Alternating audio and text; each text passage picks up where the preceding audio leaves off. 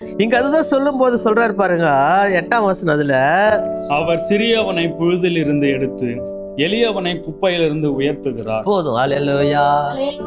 எங்க நீ சின்னவனா, நான் எதுக்கு உதவாதவனா, தள்ளிட்டாங்களா, எனக்கு இப்படி இருக்குதா, உன் சூழ்நிலை இப்படி இருக்குது, மக்கள் சொல்லட்டுமே, பேசட்டுமே, என்னால யாரும் ஏற்றுக்கொள்ள முடியல, என்ன யாரும் என்ன தள்ளி வச்சிருக்கிறாங்கோ, இருக்கட்டும். அவர்தான் சொல்ற, சிறியவன நீ சின்னவனே, உதவாதவங்களே உலகம் சொல்லி இருந்தா கூட ஆண்டவர் சொல்லுகிறார், சிறியவனை புழுதியில் இருந்து, சேத்துல இருக்கிற ஒன்ன, சாக்கடையில இருக்கிற ஒன்ன, என்ன அசிங்கத்துல இருக்கிற என்ன, எதுக்கு உதவாத இருக்கிற என்ன, ஆண்டவர் சொல்றாரு, புழுதில் இருந்து எடுத்து உன்னை முதல்ல எடுத்து.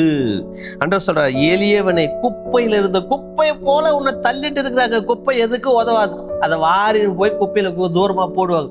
உன்னை எதுக்கு உதவாதியா நீ, இதுக்கு மேல இது எதுக்கு லாக்கி இல்லை, இது இன்னும் உருப்படாது, இது 10 காசு கூட பேர் பெறாது, அப்படி தள்ளி இருக்கிற குப்பையில வைத்திருக்கிற ஒன்ன ஆண்டவர் சொல்லுகிறார், ஐஸ்வர்யம் அடைய செய்ய போகிறேன். அல்லேலூயா. உன்னை எடுத்து பயன்படுத்த போகிறேன்.